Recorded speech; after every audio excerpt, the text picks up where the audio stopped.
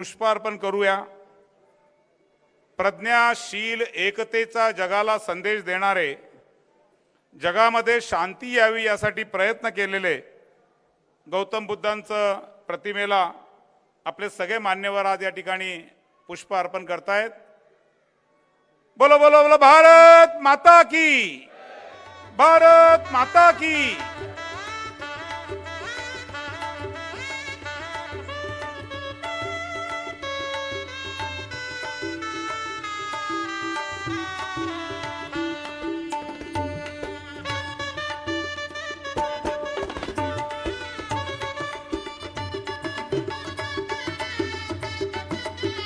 Chhatrapati Shivaji Maharaj, doctor Babasaheb Ambedkar, Shyama Prasad Mukherjee, Deendayal उपाध्यायजी या सगळ्यांच्या प्रतिमेला पुष्प अर्पण करून आपण आपल्या कार्यक्रमाला सुरुवात करतो। आजचा कार्यक्रम हा अत्यंत वेगळा असा कार्यक्रम आहे। ज्यांनी भारतीय जनता पार्टीची ओळख अख्ख्या जगाला करून दिली, जगातलं सगळ्यात मोठं संघटन असं ज्यांच्या नेतृत्वाखाली निर्माण झालं, ज्यांनी आयुष्यभर संघर्ष करत या राष्ट्रीय कार्याच्या प्रवाहात राहून आज भारतीय जनता पार्टीला एवढ्या एका उंच स्थानी आणलंय, असे आपल्या सगळ्यांचे श्रद्धेय नेते अमित भाई शाह यांच्या वरील एका पुस्तकाचं आज या ठिकाणी प्रकाशन होत आहे। आणि या पुस्तक प्रकाशनाला आज जे पाहुणे म्हणून आपल्याला लाभलेले आहेत, त्या भारतीय जनता पार्टीच्या अत्यंत प्रखर अशा वक्त्या, लोकप्रिय अभिनेत्री ते लोकप्रिय अभिनेता, राजनेता इथपर्यंत यांचा प्रवास झालाय। आणि मैं अभी यही सोच रहा था स्मृति जी कि आज पूना में इतनी हलचल क्यों है। कुछ छोटे मोटे आंदोलन भी हो रहे थे, तो ये क्यों हो रहे थे समझ में नहीं आ रहा था। लेकिन जानकारी ली और पता चला यहाँ के कांग्रेस और राष्ट्रवादी को गुस्सा काय का है। तो गुस्सा इसके है कि स्मृति ईरानी जी अमेठी से आ रही है।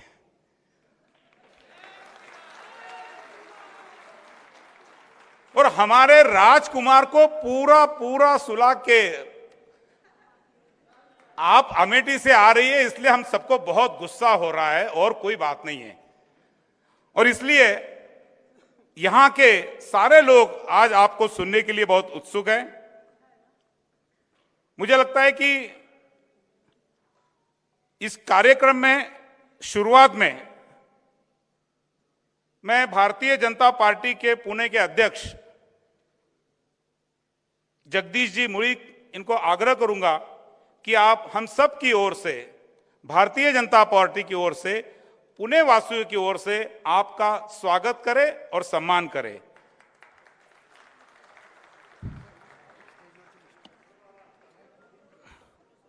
बोलो भारतीय जनता पार्टीचा। स्मृति ईरानी जी आगे बढ़ो, स्मृति ईरानी जी आगे बढ़ो।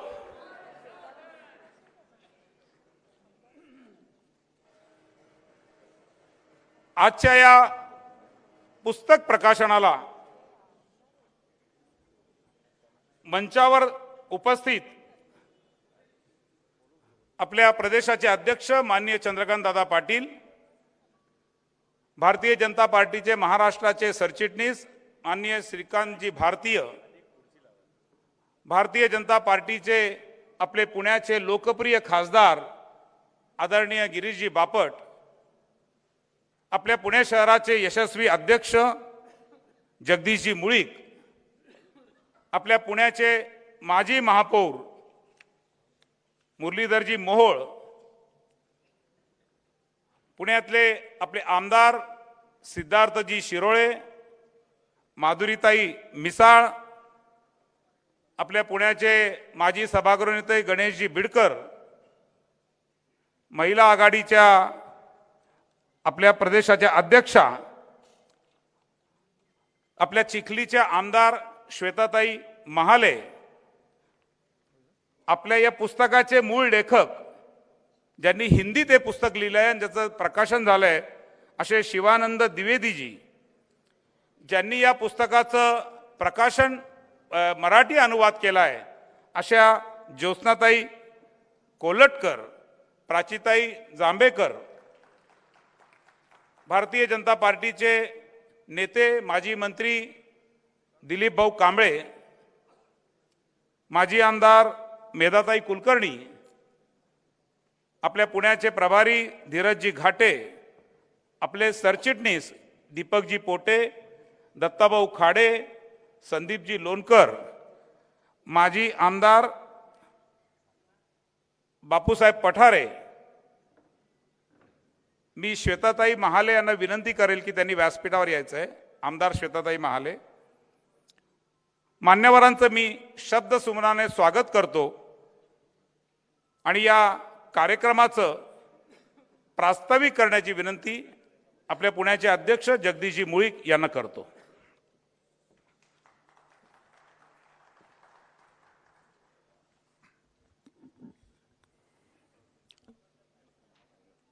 भारत माता की. आवाज का कमी येतोय? बाहेरच्यांचा जो आवाज चाललाय त्याच्या आवाजाला प्रत्युत्तर पाहिजे ना जोरात. भारत माता की. वंदे छत्रपती शिवाजी महाराज की. व्यासपीठावर उपस्थित आपल्या सर्वांच्या नेत्या, केंद्रीय मंत्री माननीय स्मृतिताई इराणी, भारतीय जनता पार्टीचे आपले प्रदेशाचे अध्यक्ष चंद्रकांत दादा पाटील, खासदार गिरीशजी बापट, संघटन मंत्री श्रीकांतजी भारतीय, आमदार माधुरीताई मिसाळ, सिद्धार्थजी शिरोळे, उमाताई खापरे, प्रदीपदादा रावत, दिलीप भाऊ कांबळे, मुरलीधरजी मोहोळ, श्वेताताई महाले, शिवानंद द्विवेदीजी, ज्योत्स्नाताई कोल्हटकर, प्राची जांभेकर, धीरज घाटे, गणेश बिडकर, राजेशजी पांडे, राजेशजी यनपुरे, दीपकजी नागपुरे, दीपकजी पोटे, संदीपजी खर्डेकर, दत्ताभाऊ खाडे, बापूसाहेब पठारे, मेधाताई कुलकर्णी, तसेच उपस्थित सर्व माझ्या बंधू आणि भगिनींनो, सर्वप्रथम मी आपल्या सर्वांच्या वतीनं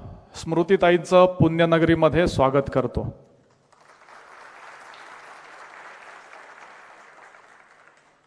राजेशजींनी मगाशी खरं सांगितलं. खरं तर अनेक नेते पुण्यामध्ये येतात, पण आज मॅरियटच्या इथं एक कार्यक्रम होता, तिथं राष्ट्रवादीचं आंदोलन, इथे कार्यक्रम, इथं बाहेर काँग्रेसचं आंदोलन. मी देखील विचार करत होतो, अरे स्मृती ताई येतात ते त्याच वेळेला हे आंदोलन का? सकाळी पोलिसांचा फोन आला होता की असं आंदोलन होण्याची शक्यता आहे, आम्ही बंदोबस्त करतो बालगंधर्वाच्या बाहेर. मी म्हणालो तुम्ही करा बंदोबस्त, नाहीतर आमचे सगळे हॉलमधले कार्यकर्ते त्यांचा बंदोबस्त करायला उत्सुकच आहेत. पण नंतर माझ्या लक्षात आलं की ह्यांना चीड काय? कोणी चांगला विकास करतो हे तर काँग्रेसवाल्यांना कधी सहनच होत नाही, पण ह्यांचे जे महाराष्ट्रातले बॉस आहे काँग्रेसवाल्यांचे, त्यांचा बॉस दिल्लीमध्ये बसलेला राहुल गांधी, त्याचा पराभव अमेठीमध्ये जाऊन स्मृतिताईंनी केला. ही त्यांना खरी चीड आहे. आणि मी मगाशी देखील बाईटमध्ये सांगितलं की 2019ला फक्त उत्तर प्रदेशच्या अमेठीमध्ये राहुल गांधींचा पराभव झाला. पुढच्या लोकसभेमध्ये स्मृतिताई केरळमध्ये देखील त्यांचा पराभव करतील.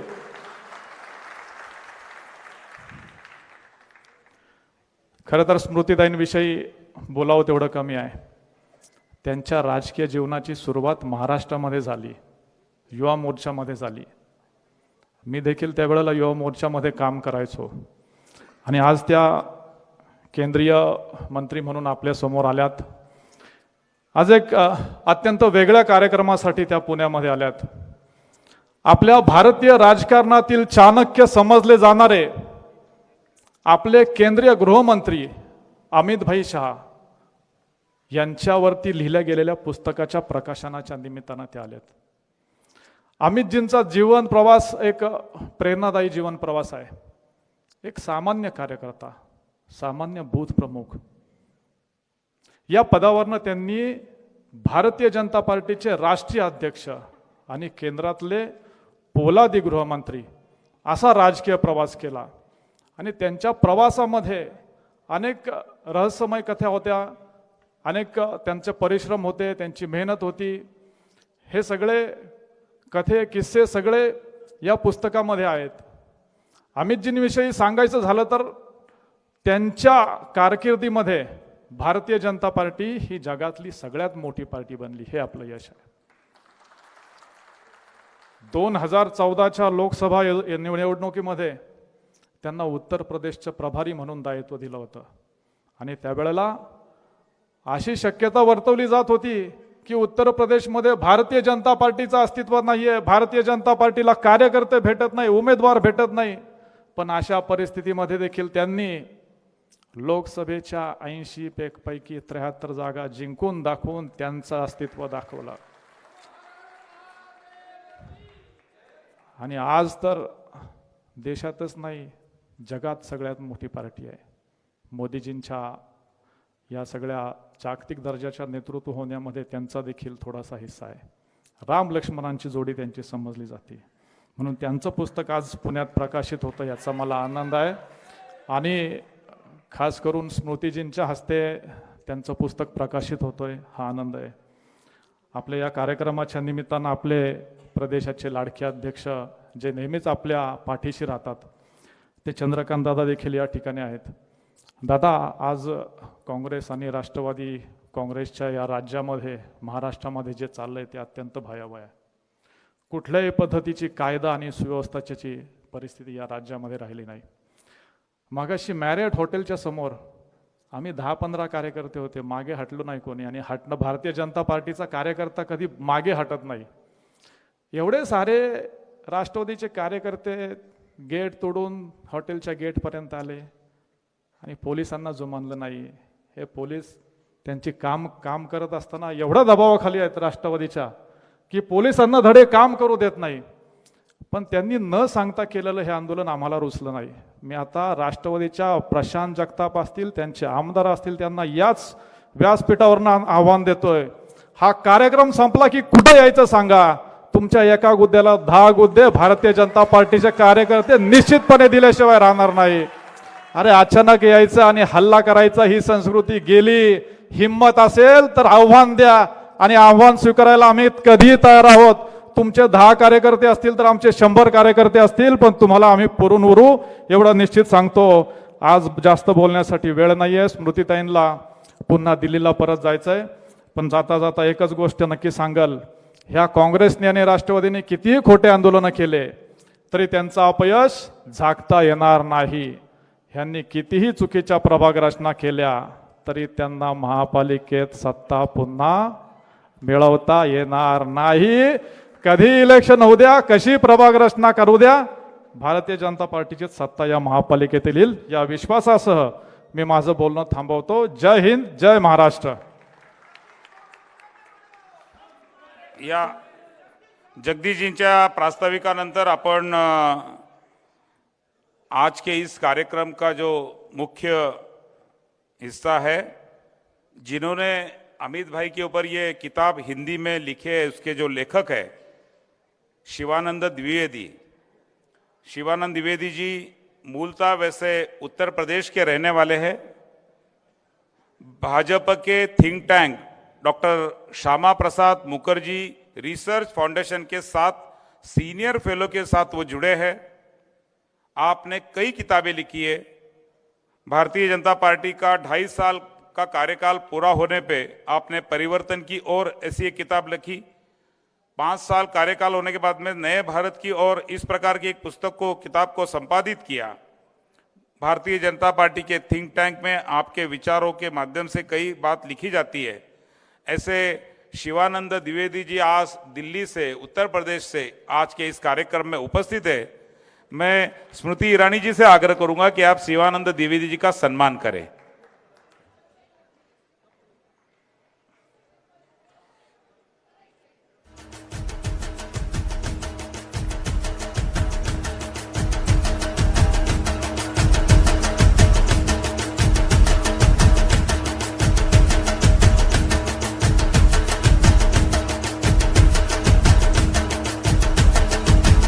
बरोबर ज्यांनी ज्यांनी या पुस्तकाचं मराठीमध्ये भाषांतर केलंय, भारतीय जनता पार्टीच्या या पुस्तकाचं सगळ्यांनी शांतपणे खाली बसून घ्या. सगळ्यांनी खाली बसून घ्यायचं आहे शांतपणे.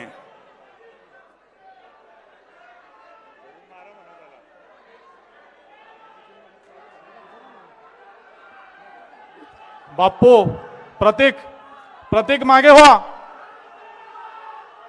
प्रतीक देसरडा.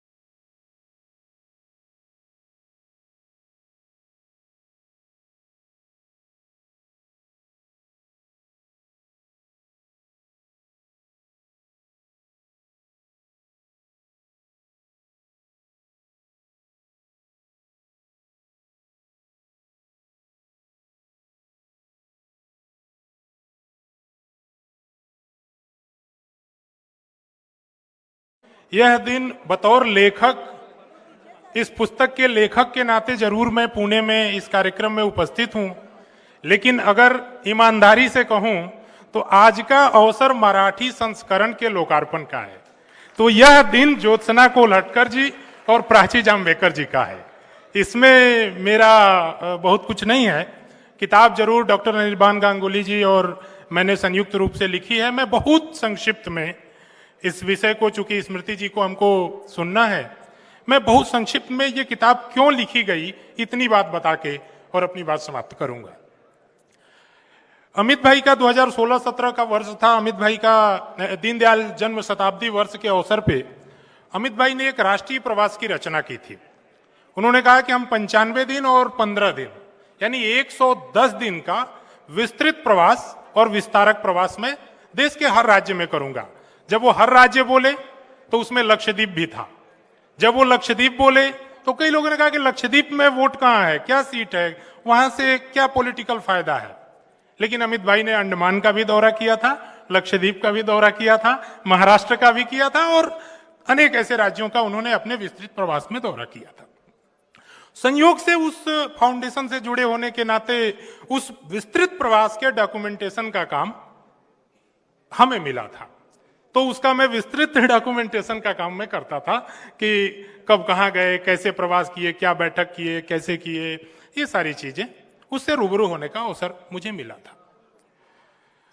जब ये प्रवास समाप्त हो गया तो हमारे मन में विचार आया। मैंने डॉक्टर अनिर्बान गांगुली जी से कहा कि अमित भाई का ऐसा प्रवास प्रवास की जो भारतीय जनता पार्टी में परंपरा है उसको इतना प्रबंधित ढंग से, इतना संगठनात्मक ढंग से अमित भाई ने किया है। और बिल्कुल 95 दिन और 10 दिन यानी 115 दिन का ये प्रवास है, ये इसका और विस्तार से लिखा जाना चाहिए। और एक दिन समय लेके हम लोग अमित भाई के पास गए, हमने कहा कि हम आप पे किताब लिखना चाहते हैं, हम पॉलिटिकल बायोग्राफी करना चाहते हैं। अमित भाई एकदम से बोले, पॉलिटिकल बायोग्राफी मेरी क्यों करोगे, भारतीय जनता पार्टी तो 11 करोड़ 10 करोड़ की पार्टी है और 10 करोड़ की पार्टी में कार्यकर्ता होते हैं। मेरा सौभाग्य है कि भारतीय जनता पार्टी ने मुझे अध्यक्ष बनाया है, लेकिन ऐसा कोई चीज नहीं है कि मेरी बायोग्राफी या मेरा राजनीतिक जीवनी लिखा जाना चाहिए। हमने बार बार आग्रह किया, मैंने कहा कि मैंने पूरा डॉक्यूमेंटेशन किया है साहब, हम चाहते हैं, हमारी इच्छा है, बतौर लेखक मैं चाहता हूं इसको लिखना और इसके लिए हम आपसे अनुमति चाहते हैं। उन्होंने कहा कि अमित भाई ने एक चीज इसका कहा कि अगर आप लिखना चाहते हो तो भारतीय जनसंघ से लेकर भारतीय जनता पार्टी तक और भारतीय जनता पार्टी से अब तक एक पूरी पार्टी की यात्रा को लिखो, उसमें अमित शाह भी एक कार्यकर्ता है, उसकी यात्रा को भी कहीं कहीं डाल देना। यहां से जो थॉट आता है इस किताब का, और पहला चैप्टर इस किताब का है दीप से कमल तक। जनसंघ का चुनाव चिन्ह दीप और भारतीय जनता पार्टी का चुनाव चिन्ह 1980 में जब कमल बना, तो इस पूरी किताब को अमित शाह जी की जीवनी के साथ साथ, उनकी पॉलिटिकल जर्नी के साथ साथ भारतीय जनता पार्टी और भारतीय जनता पार्टी की जो फंक्शनिंग है, जो कार्य संस्कृति है, जो कार्य पद्धति है, उसकी पूरी एक यात्रा का दर्शन कहीं ना कहीं कराने का प्रयास हमने अपनी पूरी निष्ठा से किया है। कितना सफल हुए हैं ये हमारा अधिकार नहीं है बताना, ये पाठक सबसे सर्वश्रेष्ठ समीक्षक होता है, वो आप तय करेंगे।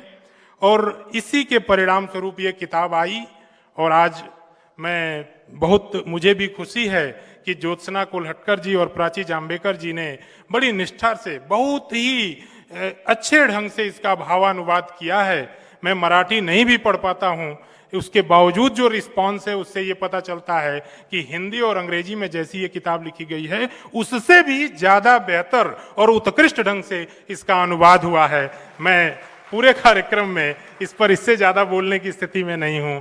मैं पुनः एक बार, आपने हमें बुलाया, इसके लिए धन्यवाद करता हूं। बहुत बहुत धन्यवाद। ज्योत्सना कोल्हटकर जी के साथ प्राची जाम्बेकर जो महाराष्ट्र सरकार में अधिकारी है, राजभवन में अधिकारी है, उन्होंने भी इस किताब को अनुवादित करने में सहयोग किया है, वो भी सह अनुवादिता है। मैं प्राची जाम्बेकर जी को निमंत्रित करता हूं कि आप भी स्मृति ईरानी जी के हाथों अपना सम्मान करें। आइए।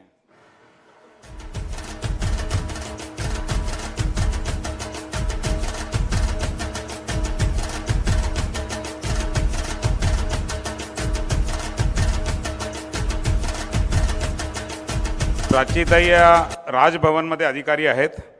मी आता ज्योत्सना कोल्हटकर यांना विनंती करतो की त्यांनी आपलं या ठिकाणी अनुभव कथन करावं। ज्योत्सना कोल्हटकर जी।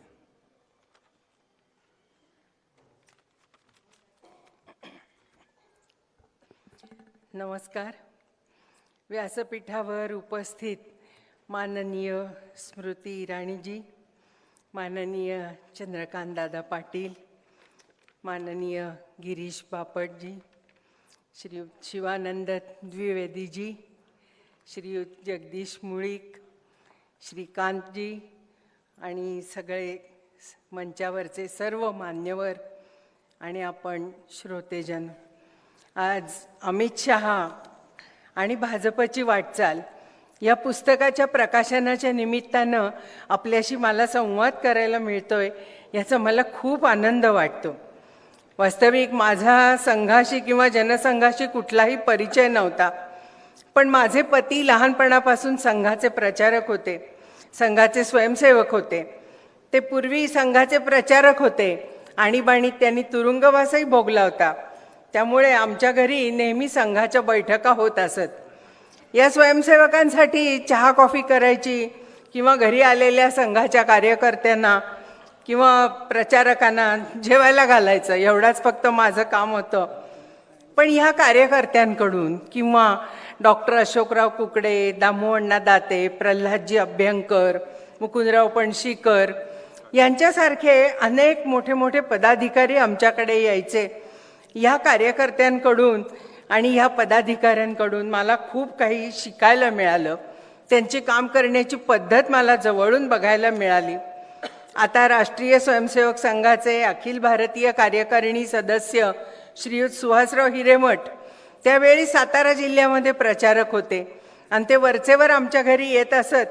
आणि त्यांच्या प्रोत्साहनामुळे मी राष्ट्रसेविका समिती, संस्कार भारती, विश्व हिंदू परिषद आणि मग त्यानंतर सातारचे संघाचे स्वयंसेवक अजितदादा कुबेर यांच्या प्रोत्साहनामुळे नगर वाचनालय, महर्षी कर्वे स्त्री शिक्षण संस्था आणि सातारचे संघचालक डॉक्टर दर्भे यांच्या प्रोत्साहनामुळे श्री रामदास स्वामी संस्थान सज्जनगड अशा विविध ठिकाणी काम केलं. आणि आज प्रत्यक्ष आपल्या विरोधी पक्षाच्या प्रमुखाला त्याच्याच बालेकिल्ल्यामध्ये जाऊन पराभूत करणाऱ्या स्मृतीजींबरोबर मला मंचावर बसण्याची संधी मिळाली. हा खरोखर माझ्यासारख्या एका गृहिणीचा खूप मोठा बहुमान आहे असं मला वाटतं. कोट्यवधी भारतीयांप्रमाणे नरेंद्रजी मोदी आणि अमितभाई शहा यांच्याविषयी अपार आदर असणारं आमचं कुटुंब आहे. आणि माझे पती नेहमी असं म्हणायचे की आम्ही आयुष्यभर काम केलं, पण हे दोघं स्वतःच्या टर्म्सवर राजकारण करतात आणि यशाचं जे खणखणीत नाणं त्यांनी वाजवलंय त्याला तोड नाही. या द्वयीचा सर्वात महत्त्वाचा गुण माझ्या पतींना कोणता वाटत असेल तर both are unapologetic being Hindu. Modiji आणि शहा यांच्याबद्दल आदर असणं वेगळं आणि या पुस्तकासारख्या मोठ्या कामामध्ये सहभागी होणं वेगळं. पण अचानक 2018 माझ्या पतींचं अचानक निधन झालं आणि मी डिप्रेशनमध्ये गेले. त्यावेळेला माझी मुलगी प्राची हिच्या वाचनामध्ये Amit Shah and the March of BJP हे पुस्तक आलं आणि ती माझ्या मागं लागली की आई तू ह्याचा अनुवाद कर. मी तिला खूप सांगायचा प्रयत्न केला की मला हे नाही जमायचं, मला कुठं राजकारणातलं काय कळतंय असं म्हणून मी विषय टाळायचा खूप प्रयत्न केला. पण तिनं मला समजूत घातली, मी करीन तुझ्याबरोबर थोडं काम, तुझं पाहिजे तर लिखाण मी सगळं तपासीन, म्हणजे काही चूक व्हायची नाही असं म्हणून तिनं मला भरीला घातलं. आणि एक दिवस तिनं मला असं सांगितलं की आई आज जर बाबा असते तर तू हे जे काम करतेस याचा त्यांना नक्की आनंद झाला असता आणि अभिमानही वाटला असता. मग मात्र मी हे काम करायचं ठरवलं आणि आम्ही दोघी कधी पुस्तकमय झालो कळलं नाही. खरं सांगायचं तर प्राचीमुळे मला माझ्या दुःखाचा विसर पडला, हे खूप खरं आहे. आणि हा अनुवाद करताना मला अमितभाईंची कारकीर्द पाहताना मला स्वतःला खूप काही शिकायला मिळालं. आज त्यांच्याबरोबर काम करणारे अनेक जण मंचावरती उपस्थित आहेत, त्यामुळं ते सर्वजण त्यांच्या कार्यपद्धतीबद्दल बोलतीलच आणि ते जास्त संयुक्तिक ठरेल. मला हा अनुवाद करताना अभावितपणे नेहमी शांताबाई शेळकेंची आठवण व्हायची. माझ्या PhDच्या अभ्यासाच्या निमित्तानं त्यांच्याशी माझा परिचय झाला आणि त्या अनुवाद हा त्यांचा आवडता वाङ्मय प्रकार. आणि त्या नेहमी असं म्हणायच्या की कोणतीही भाषा एक संस्कृती घेऊन येत असते, त्यामुळे एका भाषेतली कलाकृती जेव्हा दुसऱ्या भाषेमध्ये अनुवादित होत असते तेव्हा ते दोन संस्कृतींमधलं आदान प्रदान असतं आणि म्हणून त्यामुळे आपली भाषा समृद्ध होत असते. प्रत्येक भाषेचं म्हणून जे काही सौष्ठव असतं ते अनुवादामध्ये येणं आवश्यक असतं असं त्या आवर्जून सांगायच्या. आणि त्यामुळे तो दृष्टिकोन ठेवूनच आम्ही या पुस्तकाचा अनुवाद केलाय. मी फक्त 2 छोट्या गोष्टी सांगते आणि थांबते. या पुस्तकामध्ये उल्लेख येतो ते UPA काळातल्या नॅशनल ॲडव्हायझरी काउन्सिलचा. ही एक घटनाबाह्य व्यवस्था होती जी पंतप्रधानांना धोरणविषयक सल्ला देत असे. त्यावर भाष्य करताना मूळ पुस्तकात असं म्हटलंय की by constituting such a system Congress party has accepted that the party is no longer in position to come up with new ideas, policies and suggest them to the government. याचा अनुवाद करताना आम्ही फक्त एकच ओळ अशी लिहिली की राष्ट्रीय सल्लागार समितीची स्थापना करून पक्षापुढे पक्षातनं कोणताही विचार सरकारला योजना देता येणं शक्य नाही अशा प्रकारची बौद्धिक दिवाळखोरी काँग्रेसनं जाहीर करून टाकली. त्यानंतर 2019च्या वेळेला राहुल गांधींनी एक 72,000 रुपये प्रत्येक कुटुंबाला देण्याविषयी एक योजना आणली होती. याविषयी लिहिताना या पुस्तकामध्ये असा उल्लेख आहे की people of India didn't trust this scheme and stood firmly with Modi. याचा अनुवाद करताना आम्ही असं म्हटलं की ही काँग्रेस पक्षाची योजना म्हणजे लबाडा घरचं आवतण आहे. याची पुरेपूर जाण असल्यामुळे भारतीय जनता त्याला भुलली नाही आणि मोदींच्या मागे ठामपणे उभी राहिली. जसा सिनेमाचा टीझर असतो तसा हा टीझर मी अनुवादाचा आपल्याला दाखवलाय. मला आशा आहे की आपण सर्वजण हे पुस्तक जरूर वाचाल. आपल्याला सर्वांना ते आवडेल. आणि गाडून घेऊन काम करणं म्हणजे काय, आज पक्षाचं जे स्थान आहे तिथपर्यंत पोचायला किती जणांनी मेहनत केली आहे याचा प्रत्यय आपल्याला या पुस्तकातून येऊ शकेल. मेरे वाणी को विराम देते हुए मैं डॉक्टर अनिर्बान गांगुली जी, शिवानंद द्विवेदी जी और प्रवीण तिवारी जी का आभार व्यक्त करती हूँ कि हमें अनुवाद करने का कुछ भी अनुभव ना होते हुए भी आपने हमें इतनी बड़ी जिम्मेदारी इतने विश्वास के साथ सौंप दी. मैं शिवानंद जी से और आज एक विनती करना चाहती हूँ कि 19 साल के बाद राम मंदिर का निर्माण हुआ है, कलम 370 रद्द हुआ है, ट्रिपल तलाक रद्द हुआ है, इस पर भी आप जरूर लिखेंगे. और भविष्य में अगर ये राम सेतु बनाने के इस काम में हमें गिलहरी का भी योगदान दे सके तो वो हमारा सौभाग्य हो गया. माननीय स्मृतीजी इराणी, या कार्यक्रमाचे आयोजक जगदीशजी मुळीक आणि आपण सहभागी होणारे सर्वजण, पुन्हा एकदा सर्वांचे मनापासून आभार मानते आणि थांबते. धन्यवाद.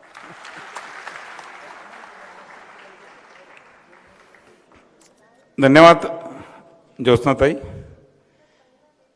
अमितभाई शहांच्या विषयामध्ये त्यांचं व्यक्तिमत्व आणि इतिहास बघितल्यावर लक्षात येतं की त्यांच्याविषयी एक वाक्य वापरलं हिंदीमधलं, बस नामही काफी आहे. शांत असतात, काही बोलत नाही, पण बोलले म्हणजे ते आपण नेहमी म्हणतो ना, हम किसी को छेडेंगे नहीं लेकिन किसी ने हमको छेड़ा छोडेंगे नहीं. अशा एका त्याग, तपस्या आणि राष्ट्रवादाने भरलेल्या व्यक्तिमत्वाचं म्हणजे अमितभाई शहांच्या पुस्तकाचं प्रकाशन माननीय स्मृती इराणींनी करावं अशी मी त्यांना विनंती करतो.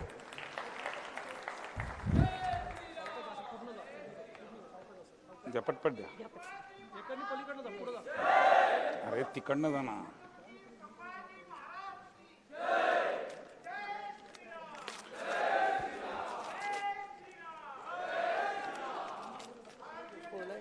हाँ खोलो.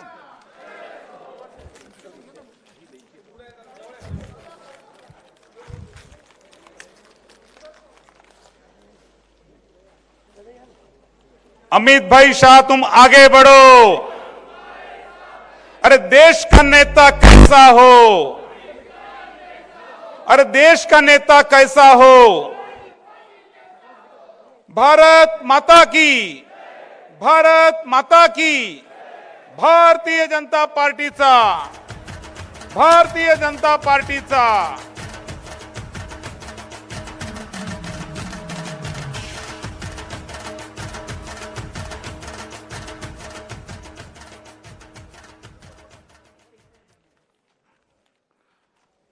आणि आता मी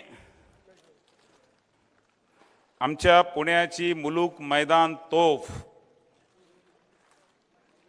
माननीय आपल्या पुण्याचे लोकप्रिय खासदार गिरीश बापट साहेब यांना विनंती करतो की त्यांनी आम्हा सगळ्यांना मार्गदर्शन करावं. गिरीशजी.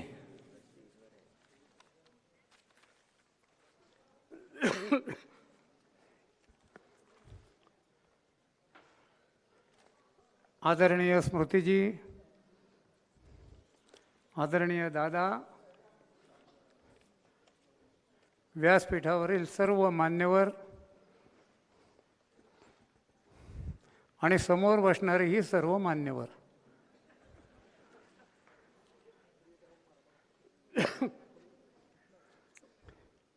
मी विचार करत होतो की शिवानंदजींनी पुस्तक लिहिलं, स्मृतिजींच्या हस्ते त्याचं उद्घाटन आहे, कोलटकरतांनी अनुवाद केला, कुठल्या तरी प्रेसने ते छापलं, मराठीतलं चांगलं छापलंय. याच्यात आपला रोल काय? मला आठवण झाली 50 वर्षापूर्वीची. पिढीला नापास झाल्यावर 6 महिने कुठेतरी नोकऱ्या करायच्या होत्या असं मी ठरवलं. आणि मग मी विचार केला की तेव्हा छोटे छोटे काहीतरी उद्योग करायचो. आणि मला माझा रोल सापडला. मी म्हटलं या सगळ्यांनी असं केलं, आपला ओरिजिनल रोल की एका बुक स्टॉलमध्ये ताडपत्रीच्या पिशवीत पुस्तकं घेऊन पुणे शहरात विकायची, तर ह्या कार्यक्रमात आमचा रोल अमित शहांची पुस्तकं आता पुण्यामध्ये विकायची आहेत आणि ती आम्ही विकणार आहोत. खरं तर अमितजींबद्दल इतका अनुभवतो आम्ही, भाग्यवान आहोत. प्रत्येक बारक्या बारक्या गोष्टीत चेहऱ्यावरची रेष हालू न देता निर्णय प्रक्रिया एवढी फास्ट असते की केव्हा काय करायचं हे बरोबर कळतं. आत्ता कोणतरी 1-2 लोकांनी काहीतरी गडबड केली. आम्ही जे असते तर म्हणले असते बाकी सगळे बसा, त्यांना बोंबलू द्या काय बोंबले. म्हणजे प्रल्हादजी अभ्यंकरांचं एक वाक्य दादा रावत तुम्हालाही, की असे बसलोत आणि आग लागली तर फायर ब्रिगेड बोलवायचा, पण लावलेली उदबत्ती खाली पडली तर अशी पायाने फटकन विझून टाकायची. या अशा उदबत्त्या आहेत सगळी. आणि त्यामुळे अमितजींचं जे योगदान आहे, खरं तर आम्ही खूप लिहून आणतो पण एवढं बोलायला वेळ नसतो आणि बोलताना तिसरेच विषय डोक्यात येतात त्यांच्याबद्दल. काय निर्णय घेण्याची क्षमता आहे तुम्हाला सांगतो. 370 वरचं लोकसभेतलं भाषण हे लोकसभेतलं अजरामर भाषण आहे, लक्षात ठेवा. ओवैसीला सांगितलं हो आम्ही केलं आणि आम्ही करणार आणि एवढ्यावरच थांबणार नाही तर अजून पुढची आमची पावलं पडणार आहेत. कोणाच्या बापाला घाबरत नाही. क्लॅरिटी आहे, आत्मविश्वास आहे, संघटन कौशल्य आहे. आणि म्हणून आज एवढ्या मोठ्या पदावर असून जिथे जिथे दौरा काढतात तिथल्या छोट्या छोट्या कार्यकर्त्यालाही विसरत नाहीत. मला 2 गोष्टी त्यांच्या खूप आवडल्या. त्यांचा आवाका खूप मोठा आहे, चुटूरबुटूर नाही, साऱ्या जगात दृष्टी आहे. जगात एवढ्याकरता म्हणतो की भारतीय जनता पार्टीचे सदस्य भारताबाहेरही केले. 1 कोटीपर्यंत आपण कसे बसे जायचो, 18 कोटीवर भारतीय जनता पार्टीला नेऊन ठेवलं. म्हणून विस्तृत त्यांच्या कार्याचा आढावा याच्यात आहे. मगाशी उल्लेख केला आहे, खरं आहे की ही राम लक्ष्मणाची जोडी आहे आणि या जोडीने नुसतं बघितलं ना तर हे असे बोंबळणारे 1 मिनिटात गुल होतात. त्यामुळे फार काही करण्याची आवश्यकता आहे असं मला वाटत नाही. अपार कष्ट आहेत. आपल्याला काय सगळं हवं असतं पण कष्ट करायला नको असतं. आपण याला सांग त्याला सांग त्याला सांग, झालं का एवढं बघतो. प्रवास प्रवास म्हणजे दिवस रात्र प्रवास आणि देशाच्या कानाकोपऱ्यामध्ये त्यांनी सगळा प्रवास केला. त्रिपुरा असेल, उत्तर प्रदेश असेल, मी त्याबद्दल काही बोलत नाही, आपल्या सगळ्यांना ते माहिती आहे. सूक्ष्म कामाचं नियोजन हा अमितजींचं एक वैशिष्ट्य आहे. बारीक बारीक बारीक गोष्टीत त्यांचं प्लॅनिंग असतं आणि ते सांगतात आणि करून घेतात. आपण देशभर पाहिलं ते जिथं जातील ते पक्ष वाढलेला दिसतो. आणि म्हणून डावी विचारसरणी, काँग्रेस, भाजप आता काय करणार, जनसंघ गेला, असं म्हणणाऱ्यांना सडेतोड उत्तर नरेंद्रजी मोदी आणि शहाजींनी दिले, हे आपण लक्षात ठेवा. आपण सगळे त्यांना बघत असतो, वाचत असतो, पण पुस्तकाच्या माध्यमातून दादा साऱ्या जगभर आणि देशभर अमितजींच्या या कामाचा परिचय आपल्याला करून देता येईल. तो आपण करून द्यावा असं मला वाटतं. आज आपलं भाग्य आहे की स्मृतीजी आपल्याला या कार्यक्रमाला लाभल्या. आम्ही आमदार असताना त्या मुंबईत बरेच वेळा भेटायच्या, वेगवेगळ्या कामात, नेहमी आंदोलनात, पक्ष संघटनेत. पण केंद्रीय मंत्री झाल्यानंतर साहजिक सगळ्या देशभर त्यांचा संचार असतो. महिलांच्या, लहान मुलांच्या अनेक योजना त्याचं नियोजन केलं, ते आखल्या आणि एवढ्यावर थांबलं नाही तर त्याची कार्यवाही सगळ्यात जास्त मोठ्या प्रमाणात कुठल्या खात्यात झाली असेल तर स्मृतीजी तुमच्या खात्यामध्ये झाली, याचा आम्हाला आनंद आहे. आणि म्हणून आज ते आपले इथे आहेत. त्यांचं आणखीन एक वैशिष्ट्य आहे, तेवढं सांगतो आणि थांबतो. आता अध्यक्ष मुळीकजीने त्यांचा मतदारसंघच बदलून टाकला. पार्लमेंट बसायचं, आता तुम्हाला पार्लमेंट बोर्डात पाठवावंच लागणार, त्याशिवाय स्मृतीजींना तिकीट नाही मिळायचं केरळमध्ये. देशाच्या कुठल्याही कानाकोपऱ्यात त्यांना उभं करा, त्या बोलत नाही, त्यांचं काम बोलतं. म्हणून राहुल गांधींना अमेठीमधनं पाडून येण्याचा विक्रम हा त्यांनी केला. पक्षाकरता, समाजाकरता, देशातल्या गोरगरीब लोकांकरता सदैव कार्यरत असणाऱ्या आमच्या या स्मृतीजी आज इथे आल्या. आणि थोडं पुणेरी लोक कसे असतात याचा अनुभवही तुम्हाला हां.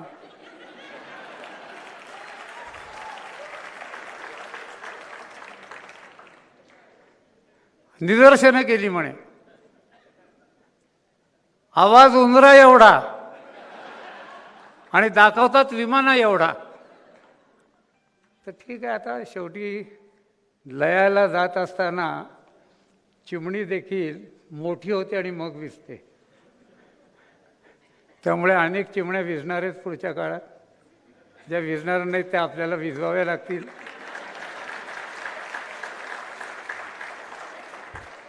त्याची पहिली पोंकर तुम्ही आज पुण्यात मारली, फू खलास.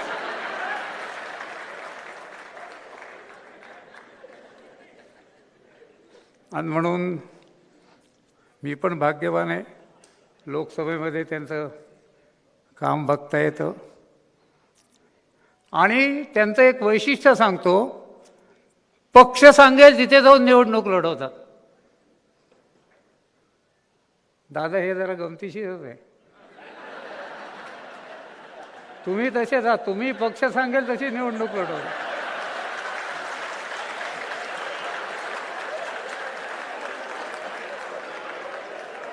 आता मुद्दा एवढाच राहिला की स्मृतीजी आहेत, दादा आहेत, पक्षाप्रमाणे जातात, निवडणुका लढवतात, जिंकतात. त्यांचं आज भाषण ऐकायचं, दादांचं ऐकायचं आणि चांगलं बोलले. उद्या मला वॉर्ड बदलायला जर लावलं तर ते स्मृती इराणींचं मी काय ऐकलं नाही बा काय बोलले.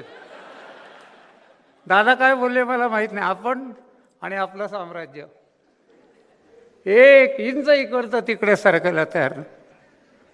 माणसं कोण कुठं जातात, निवडून येतात. आपल्याला काय असा कमीपणा वाटतो. आणि म्हणून दादा एक 20-25 सीट जर वाढवायचे असतील तर इथं बसणारे अनेक दिग्गज आहेत, समोर पण आहेत. आज काही मुळीकांसारखं मी डिक्लेअर नाही करणार तिकीट, पण पक्षाच्या विजयाकरता पक्ष सांगेल तिथे मी जाईन. गुलू सोपावाडे नुसतं असं केले की अरे असं करायला लागेल जिथे तिथनं मी निवडणूक लढवीन. आणि तुम्हाला माझा अनुभव सांगतो ताई, महानगरपालिकेत आम्ही असताना मी राहायला कुठे सगळ्यांना माहिती आहे. तुम्ही काय आमच्या घरी अजून आले नाही, पण तुम्हाला बोलू. राहायला एकीकडे, निवडून येतो एकीकडे. मला पक्षाने सांगितलं तिकडे जाऊन लढा, आणि पाडलं कोणाला? मेयरला, स्टँडिंग कमिटी चेअरमनला. एवढे दिग्गज नेते आपले, नॅशनल काय मुरली, आपण आता इंटरनॅशनल झालो, तरी आपण आपलं खुराडं सोडायला तयार नाही. आणि म्हणून दादा, या पुणे शहरामध्ये भारतीय जनता पार्टीची सत्ता आणायची असेल तर भविष्य काळामध्ये जोरदार लढाई आपल्याला करावी लागेल. आणि लढाई अशी नसते माझ्या घरापाशी याला तर मी लढीन, तिकडं गेला तर मरुदे मी जाणार नाही. अरे जगाच्या पाठीवर कुठे लढाई झाली, तुला पाठवलं तर जा, भाला घेऊन जा, तलवार घेऊन जा, पिस्तूल घेऊन जा, बॉम्ब घेऊन जा, लढ, युद्ध कर आणि निवडून ये. हा संदेश या स्मृतिताईंच्या निमित्ताने आपल्याला ताकद. आता बापट्यांची नका दाखवू, सगळ्यांची दाखवा. हा संदेश आपल्याला आज मिळाला आहे. आणि म्हणून भविष्य काळात नेत्यांच्या मार्गदर्शनाखाली अमितजींचे विचार, मोदीजींचे विचार, इथं बसणारं सारं नेतृत्व भारतीय जनता पार्टीला पुढे नेण्याचा संकल्प आपण करूया. एवढंच या निमित्ताने बोलतो आणि थांबतो. जय हिंद, जय महाराष्ट्र.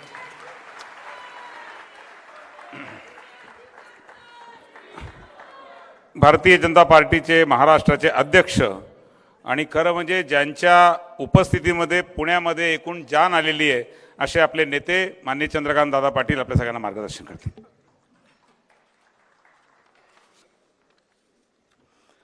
स्मृतिताई मगाशी म्हणाल्या की एखाद्या कार्यकर्त्याची स्तुती केली की त्याला बरं वाटतं, त्याच्या छातीत धडकी भरते.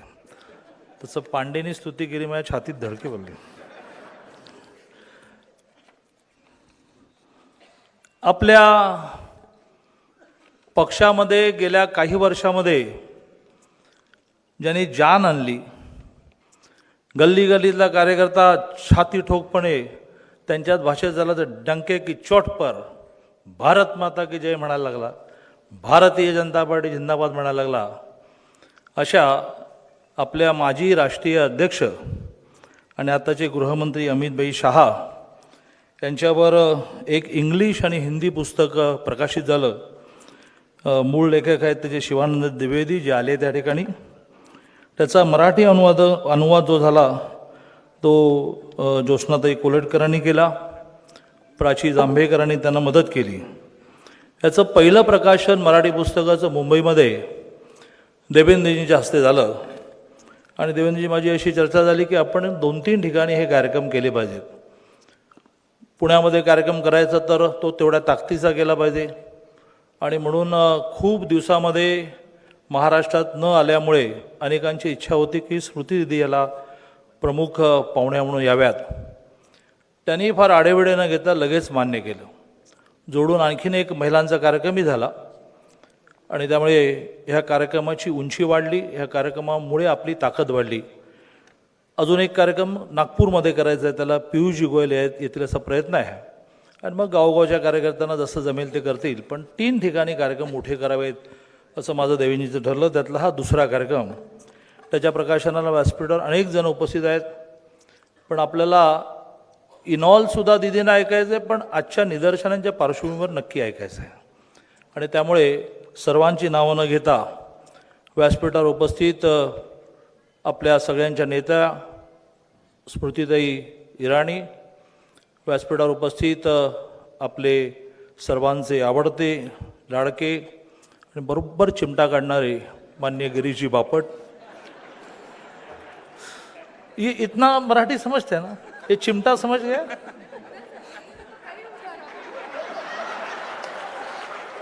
आपको भी अनुभव है. पण तो त्या चिमट्याची जखम होणार नाही अशी आईवडिलांप्रमाणे काळजी घेणारे आपले माननीय गिरीशजी बापट. व्यासपीठावर उपस्थित आपल्या शहराचे अध्यक्ष जगदीशजी मुळीक, सर्व मान्यवर आणि मोठ्या संख्येने उपस्थित बंधू भगिनींनो, आज माझी खरं म्हणजे कमी वेळात अमितभाईंच्या पुस्तकावर बोलण्याची जबाबदारी होती, पण राष्ट्रवादी आणि काँग्रेसने माझी थोडी जबाबदारी वाढवली. त्यामुळे माझ्या बोलण्याचे 2 भाग करतो आणि तरीही ते 3-4 मिनिटात संपवतो. पुस्तकाच्या बाबतीत मी सुरुवातीलाच म्हटलं की आपल्या एकूण इतिहासाचे 4-5 कालखंड तयार होतो. 1951ला स्थापना झाली ते 67 का, तर 67ला पार्टी 9 राज्यामध्ये कोणा ना कोणाबरोबर ती सत्तेमध्ये आली. पहिल्यांदा देशामध्ये अशी स्थिती आली की बिगर काँग्रेसची सरकार स्थापन झाली. 67 ते 75 हा सगळा कालावधी आपल्याला माहिती आहे की देशामध्ये प्रचंड हुकुमशाही आणण्याचा प्रयत्न हळूहळू सुरू झाला. जयप्रकाश नारायण यांच्या नेतृत्वाखाली आंदोलन सुरू झालं. बिहारमध्ये चिमनभाई हटाव सरकार सुरू झालं, त्याचं आंदोलन सुरू झालं. अशा सगळ्या आंदोलनाच्या नंतर इंदिरा गांधींना असं लक्षात आलं की आता आणीबाणी नाही आणली, हुकुमशाही नाही आणली तर हे मला उलथवून टाकतील. म्हणून त्यांनी आणीबाणी आणली. असा 75 ते 77 कालावधी आहे की ज्याच्यामध्ये हजारो लाखो कार्यकर्ते जेलमध्ये गेले. मग 77 ते 80 हा कालावधी आहे की ज्या कालावधीमध्ये जनता पार्टीच्या सरकारमध्ये आपण गेलो. एका व्यापक हितासाठी बिगर काँग्रेसचे सरकार आणण्यासाठी आपण स्वतःला समर्पित केलं, आपला पक्ष जनता पार्टीमध्ये विलीन केला. आपल्याला माहिती आहे की काही जणांना ते बघवलं नाही. त्यांना असं वाटलं की ही पार्टी मजबूत आहे, ही बाकीच्या सगळ्या पार्ट्या छोट्या आहेत, मग हेच उरतील. पण भांडणं सुरू झाली आणि आपण सरकारमधून बाहेर पडलो. मोरारजी देसाईंचं सरकार पडलं. आपण नवीन पार्टी फॉर्म केली 80ला. 80 ते 96 नावाचा एक कालावधी आहे की ज्या कालावधीमध्ये 2 खासदारांपर्यंत खाली गेलो, पुन्हा 118 खासदारांपर्यंत वरती आलो. VP सिंगांना पाठिंबा दिला, पंतप्रधान केलं. 96 ते 2004 की ज्यात अटलजींच्या नेतृत्वाखाली 3दा सरकार आलं, 13 दिवसाचं, 13 महिन्याचं आणि 4.5 वर्षाचं. 4 ते 14 प्रचंड भ्रष्टाचार, ज्याला धोरण लकवा म्हणतात, धोरण लकवा, तसा धोरण लकवा सुरू झाला. निर्णय नाही, प्रत्येक विषयामध्ये भ्रष्टाचार. आणि मग 14ला सूर्योदय झाला. माननीय मोदीजींचं सरकार आलं आणि पहिल्यांदा 89 नंतर म्हणजे VP सिंग पंतप्रधान झाल्यानंतर पहिल्यांदा असं झालं की एका पार्टीला 272च्या ऐवजी 282 मिळाल्या. तोपर्यंत अटलजींसहित सगळी सरकारं कशी होती की कोणाला बरोबर घेऊन सरकारं झाली. पण 14ला असं झालं की पंतप्रधान व्हायला देशात सरकार यायला 272 लागतात, आपल्याला 282 मिळाले. त्यात मोदीजींचा करिश्मा आहेच, प्रश्नच नाही. की ज्या मोदीजींनी सामान्य माणसाच्या मनात विश्वास जागा केला की ह्या देशामध्ये राजकीय कार्यकर्ते चांगले वागू शकतात, ते परिवर्तन आणू शकतात. असं गुजरातमध्ये 15 वर्ष काम केल्यानंतर मोदीजींच्या प्रतिमेमुळे गल्लोगल्ली आवाज सुरू झाला, मोदी मोदी मोदी. पण हे सगळं करण्यामागे जी मंडळी होती, अनेक होती, पण त्यातलं मेजर व्यक्तिमत्व होतं अमितभाई शाह, ज्यांनी प्रामुख्याने उत्तर प्रदेशमध्ये जाऊन 80 पैकी 73 जागा जिंकल्या आणि त्यातून सरकार आलं. ते अध्यक्ष झाले. अगदी 2-3 वाक्यामध्ये त्यांच्या अध्यक्ष कालावधीतली काही आकडेवारी सांगून मी लगेचच आजच्या निदर्शनांकडे येणार आहे. आपल्याला माहिती असेल की 1 ऑगस्ट 2014ला त्याच दिवशी त्यांनी अध्यक्षपदाची शपथ घेतली किंवा पदभार स्वीकारला म्हणून अध्यक्षपद. काय होता तो दिवस? हे किती हे व्यक्तिमत्व विचार करते. मगाशी मला ज्योत्स्नाताईंचं वैशिष्ट्य वाटलं की त्यांनी आमच्या मनातलं म्हटलं की त्या दोघांनाही जागतिक स्तरावर नेतृत्व करताना आपण हिंदू आहे याची लाज कधी वाटली नाही, अभिमान वाटला. तसं त्यांनी 1 ऑगस्ट 2014ला मंडालेतून लोकमान्य टिळक त्यांची सुटका झाली, त्या दिवसाला 100 वर्ष पूर्ण झाली, तो दिवस निवडला आणि घोषणा दिली, स्वराज्य हा माझा जन्मसिद्ध हक्क आहे. एका पार्टीचा नाही आहे, एका घराण्याचा नाही आहे, असा त्यांनी संकल्प सोडला. 1 ऑगस्ट 2014ला अर्धी टर्म त्यांना मिळाली, कारण राजनाथ सिंगजी मंत्रिमंडळात गेले आणि मग त्यांना टर्म मिळाली, ती अर्धी मिळाली, नंतर पूर्ण मिळाली. एकच आकडा फक्त सांगतो, किती किलोमीटर प्रवास करावा अध्यक्षपदाच्या कालावधीमध्ये? मला अनेक जण पुण्यामध्ये म्हणतात की दादा किती प्रवास करता, ऐकायचं आहे? 10,24,000 किलोमीटर प्रवास या माणसाने त्या अध्यक्षपदाच्या कालावधीमध्ये केला. 585 प्रवास की ज्या प्रवासामधून इतके किलोमीटर ते गेले. बाकी तर मी मांडत नाही की किती राज्यांमध्ये, ज्या राज्यांमध्ये सरकार येण्याचं कधी आपण स्वप्नातही पाहिलं नव्हतं. आसाम गेला असं म्हणत होतो, अशा आसामसहित अनेक ठिकाणी सरकार आणली. आणि सगळ्यात महत्त्वाचं म्हणजे आपल्याला जे करायचं आहे ते झोपेत सुद्धा विसरत नाही आहे, झोपेत सुद्धा विसरत. 370 कलम रद्द झाल्यानंतर मला त्यांच्याबरोबर मुंबई ते सोलापूर त्यांना घेऊन जायचं होतं. देवेंजींच्या यात्रेचा दुसरा टप्पा संपणार होता. आजही मी तो प्रवास विसरणार नाही. केवळ भूपेंद्रजी, मी आणि ते तिघे होतो.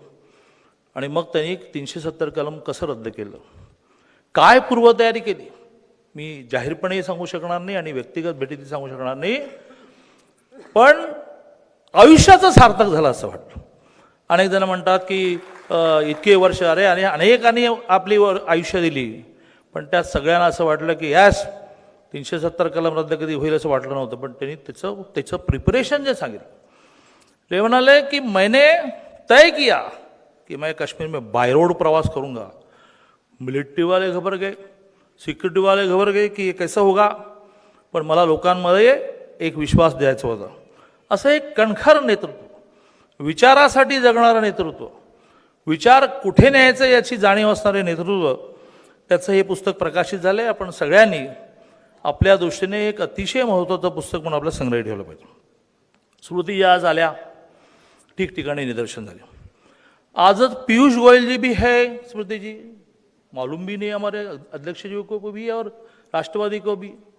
हर सप्ताह में इस शहर में कभी भगवत कराड़ जी आते हैं, भारती तेई पवार आते हैं, नितिन जी तो आते ही आते हैं, लेकिन केवळ स्मृती दीदी के साथ. याच्या आधी महागाई नव्हती. तुमच्या मनामधलं जे दुःख आहे ना, मला तुमचं विशेष वाटलं की तुमचा राजकुमार हरला, त्यांचं दुःख तुम्ही किती मनामध्ये जपून ठेवलेलं आहे. त्याबद्दल मला तुमचं अभिनंदन केलं पाहिजे की आपला नेता हरला, ह्याचं कधीतरी स्मृतीच्या समोर दाखवू की तुम्ही माझ्या नेत्याला हरवलं, मला राग आलाय, हे मानलं पाहिजे. आपल्या नेत्याबद्दल असं प्रेम असायला पाहिजे. आणि त्यामुळे अगदी या 1-2 दिवसात आणखीन मंत्री येणार, काय कोणी करणार नाही. बरं, करायचं होतं 5,000 संख्या, दीदी की गाडी आगे नाही जाएगी, पथराव होगा, 50 लोक पोलिसांच्या साह्याने. आणि त्यामुळे मला असं वाटतं की राष्ट्रवादीने एकदा विचार केला. दीदीने मला प्रश्न विचारला होता कि राष्ट्रवादी के कौन से गुट के लोग थे, पवार, बड़े पवार के थे या छोटे पवार के थे, या इन सब से यहाँ एक नेता जगताप करके उसके थे, जयंत पाटिल के थे, सुप्रिया देव के थे. बहुत बड़ा कंफ्यूजन चल रहा है महाराष्ट्र में. किसके थे? आणि त्यामुळे मी फार वेळ घेतला तर तो सोयीचं होणार नाही म्हणून सांगायचं झालं तर, राष्ट्रवादी आणि राष्ट्रीय काँग्रेसने पहिलं स्वतःच्या घरात झाकून बघितलं पाहिजे काय चाललंय. त्या पेट्रोल डिझेलचा वॅट तुम्ही कमी करत नाही आणि कशासाठी या महागाईच्या घोषणा देत फिरता तुम्ही. आणि म्हणून ह्या शहरातलं कल्चर बिघडवू नका. आता आमच्या राजेश पांडेंनी अमित भाईंचं वाक्य सांगितलं ते आमच्या सगळ्यांचं वाक्य आहे. हम किसी को टोकेंगे नाही, आणि बोलत नाही आम्ही. आणि त्यामुळे ह्या शहरामध्ये एक चांगली संस्कृती आहे. निदर्शनं करायची आहेत ना तुम्हाला, कलेक्टर कचेरीसमोर निदर्शनं करा. स्मृती इराणीच्या गाडीसमोर कशाला करतात तुम्ही? आणि त्यामुळे हे सगळं ठीक करा. अदरवाईज सुरुवात तुम्ही केली आहे. हां, इथे कोणी घाबरणारे नाही आहेत, समजलं ना? त्यामुळे एक चांगलं आव्हान करतो.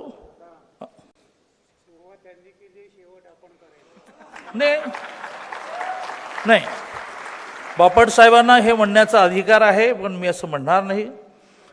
मी असं म्हणेन, नाही, बापट साहेबांनी मोठ्या पोटतिडकीने म्हटलेलं आहे. पण मी असे म्हणेन की हे कुठपर्यंत जाऊ शकतं आणि त्यातून सर्वसामान्य नागरिकाच्या पर्यंत ह्या जळा जातील. आणि त्यामुळे ह्याचा विचार करा. तुमचे नेते रोज येत आहेत, संख्या नसतानाही भाषणं करत आहेत. अशी एवढी मोठी संख्या नसते त्यांची, त्यामुळे आमचे जरा जास्तच जातील त्यावेळेला. आणि त्यामुळे मी ही धमकी देत नाही, पण मी हे आवाहन करतोय की हे कुठेतरी बसून संपवायला लागेल. पण माझी खात्री है कि दीदी गई तो उनका गुस्सा भी अभी फिर आएगी अपने दीदी, तो गुस्सा नहीं आएगा, क्योंकि वो जो बहुत दिन से मन में था उसको एक बार प्रकट किया, तो अभी विषय समाप्त. मैं राजेश जी को, दीदी को बुलाने में समय न गवाते हुए मैं दीदी को कहता हूँ कि आप अपना भाषण शुरू करो.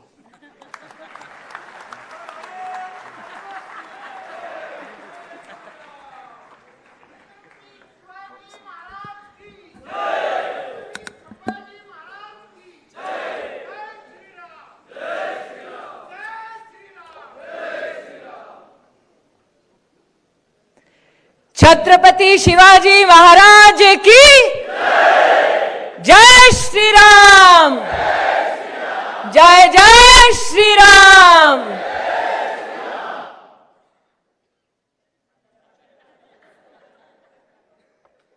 इस मंच पर आज हमारे सम्मानीय अध्यक्ष जी ने बहन के साथ थोड़ी चतुराई की. दीदी बोलकर अपने आप को युवा नेता की श्रेणी में शामिल कर लिया. मैं सोच रही थी कि ये प्रभाव किसका है, फिर पलटकर देखा कि बापट साहब साथ ही बैठे हैं. और मेरा जो महाराष्ट्र के संगठन में 22 साल का अनुभव है, उस अनुभव के चलते मैं जानती थी कि जब बापट साहब भाषण दे रहे हों तो एक एक शब्द सुनना चाहिए. शब्दों के कुछ आगे जाकर बापट साहब ने आज मुझसे संकेत में कहा कि स्मृति यहां आई और उसने कहा, और बापट साहब आपकी उस बात को आगे बढ़ाते हुए मैं कहना चाहती हूं कि दादा पाटिल ने जो अमेठी के डर के बारे में बात की, अंग्रेजी का अल्फाबेट देखें तो A for Amethi, B for Baramati होता है.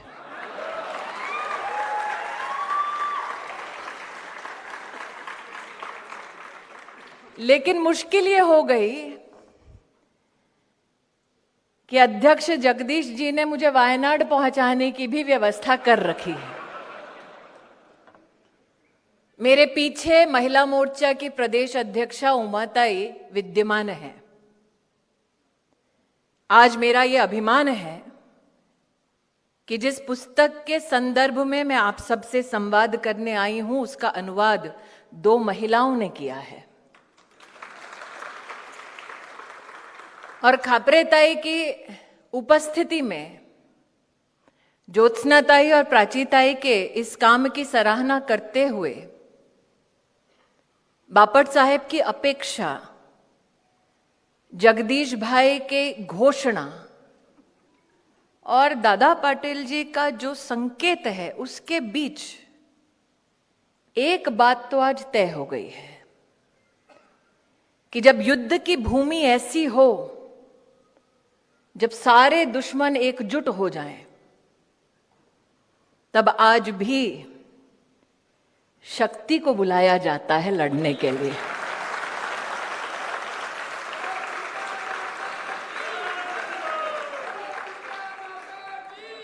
इस बात का भी अभिमान आज मैं करती हूं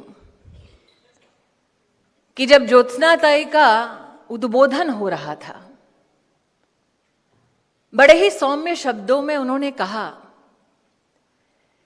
कि स्वयंसेवकों से मेरा परिचय मात्र इस बात तक सीमित था कि जब मेरे घर में बैठक होती तो मैं जलपान की व्यवस्था करती। इस महिला का संस्कार और उसका परिचय आज उनके उद्बोधन में दिखाई दिया कि शिवानंद जी के प्रति सार्वजनिक आभार व्यक्त करते हुए स्मरण करती इस बात का कि आपने एक साधारण गृहिणी को अनुवाद करने का मौका दिया। इस मंच से इस संगठन की एक महिला कार्यकर्ता होने के नाते, स्वयंसेवकों के परिवार की तीसरी पीढ़ी होने के नाते, ज्योत्सनाताई, आज मैं इस बात का गौरव करती हूं कि हमारे परिवार की एक गृहिणी का ये जौहर है, ये टैलेंट है कि हमारे संगठन के एक यशस्वी अध्यक्ष की जीवन गाथा, संगठन कौशल को एक गृहिणी की कलम से मराठी में अनुवाद किया गया है। इसके बीच समानता क्या है? एक कुशल गृहिणी कुशल सामाजिक व्यक्तित्व बन सकती है, लेकिन वो अपना सर्वस्व त्यागती है ताकि वो अपने परिवार का पालन पोषण कर सके। जिस नेता की संगठन यात्रा को आपने अनुवादित किया, वो भी अपने संगठन के लिए सब कुछ त्यागने का कौशल रखते हैं। जिस नेता की जीवन यात्रा को आपने इस पुस्तक में प्रतिबिंबित किया, उस नेता को जब कोई देखता है तो जैसे कि राजेश भाई ने कहा, छेड़ोगे तो छोड़ेंगे नहीं। लेकिन वही नेता जब अपनी पोती को गोद में लेता है तो एक पुरुष में भी ममत्व की वो भावना संभव है, उसका दर्शन हमको मिलता है। ये विषय अमित शाह के बारे में मैं इसलिए कहती हूं क्योंकि हम एक व्यक्तित्व की ओर आकर्षित होकर आज इस कार्यक्रम में सम्मिलित हुए हैं, लेकिन ये पुस्तक एक व्यक्ति की जीवन गाथा है। अमित शाह को देखकर इस सभागार में आज एक भी व्यक्ति ऐसा नहीं होगा जो कहेगा कि मैं पूर्णतः उनको जानता हूं। For many, he is still a political enigma that is unfolding. But what is unapologetic about Amit Shah, that he is a nationalist. And there is no mystery about it. Shivanand जी ने आज उदारता दिखाते हुए कहा कि उन्होंने इस पुस्तक को अंग्रेजी अथवा हिंदी के अनुवाद तक अपने आप को सीमित रख के प्रशंसा की ज्योत्सना जी की और प्राचीताई की। और ये किताब क्यों लिखी गई, उसके संदर्भ में उन्होंने कुछ वाक्य कहे। अंग्रेजी में एक फ्रेज है that there is 6 degrees of separation. मतलब हर छठा इंसान कहीं ना कहीं आपसे जुड़ा हुआ है। तो बापट साहब आज जब इस मंच को देख रहे थे, उनको आगे कौन कैसे चुनाव लड़ेगा अथवा रणनीति कैसी होगी, यह दृश्य दिखाई दिया। लेकिन मुझे इस मंच पर जीवित इतिहास के कुछ पन्ने दिखे। अमित शाह जी ने अपने जीवन का एक अंश विद्यार्थी परिषद के माध्यम से समाज को सौंपा। और जब वो गुजरात में विद्यार्थी परिषद के मंत्री के रूप में कार्यरत थे, तब पूरे क्षेत्र के संगठन मंत्री दादा पाटिल थे।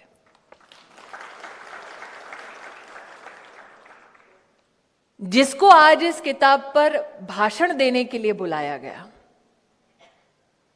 उसने संगठन में जीवन में पहली बार अगर कोई दायित्व प्राप्त किया तो महाराष्ट्र में युवा मोर्चा में उपाध्यक्ष का दायित्व प्राप्त किया, और उसकी संगठन मंत्री आज महाराष्ट्र का संगठन मंत्री। और जब मैं उस दायित्व में थी तो हमारी कार्यकारिणी का एक अभिन्न अंग और सदस्य आज आपके शहर के अध्यक्ष हैं जगदीश जी।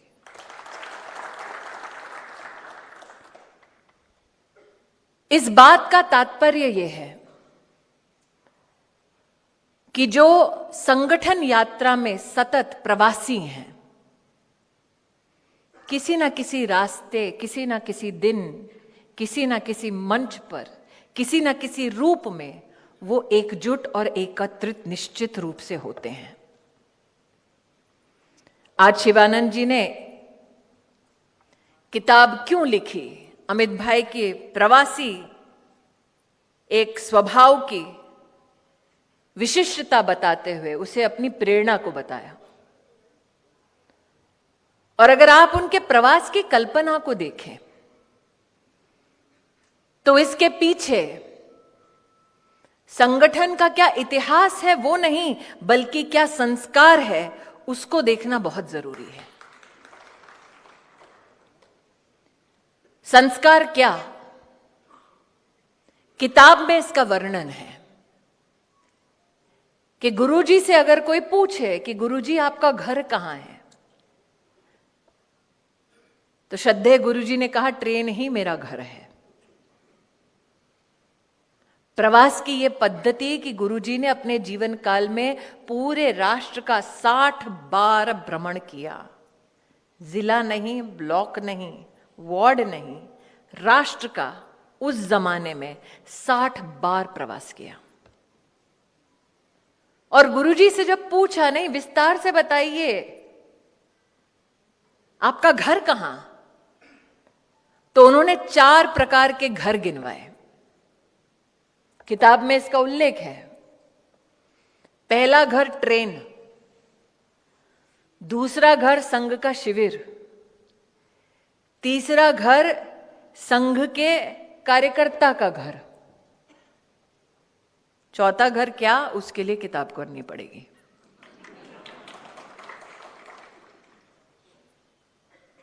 यह पद्धति, यह संस्कार मात्र गुरुजी तक सीमित नहीं था। संस्कार समर्पण का, मात्र प्रवास का नहीं।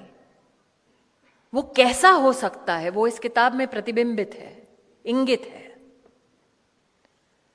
नानाजी देशमुख जी, उनके प्रवास की विशेषता क्या? मात्र ये नहीं कि उन्होंने देश भर में प्रवास किया, ग्रामीण अंचल में विस्तार से उनका प्रवास रहा। उत्तर प्रदेश में इलेक्शन की दृष्टि से नानाजी ने जो काम किया वो अपने आप में एक इतिहास है, वो अपने आप में एक किताब है।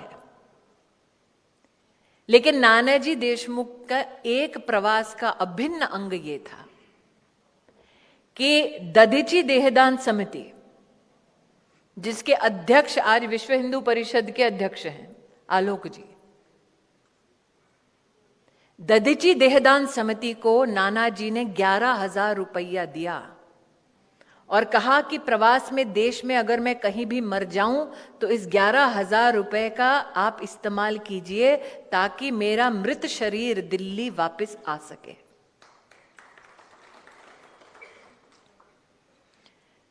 मात्र प्रवास का यह संस्कार नहीं, अमित भाई शाह ने 8 साल डीआरआई में नानाजी के साथ काम किया। जो आज हमें दिखता है अभेद्य किला बनाने वाला, उसने एक एक संगठन की ईंट जोड़कर कैसे वो किला बनाया, वो अध्ययन का विषय है। इसलिए आज जब शिवानंद जी बोल रहे थे कि प्रवास की पद्धति क्या है, वो पद्धति सीखी कहां से? इन सब महानुभावों के साथ रहकर, इनको समझकर, इनको पढ़कर, इनको जीकर। भारतीय जनता पार्टी के हर कार्यकर्ता, जो समर्पित कार्यकर्ता है, उसको जब हमारे संगठन मंत्री परिचय पूछते, देते अथवा प्रशिक्षण करते तो पंचनिष्ठा की निश्चित रूप से बात करते। और हम सब आज छत्रपति शिवाजी महाराज का जयकारा लगाते हैं, राम लला का जय घोष करते हैं, सांस्कृतिक राष्ट्रवाद की बात करते हैं और अमित शाह सांस्कृतिक राष्ट्रवाद को जीते हैं।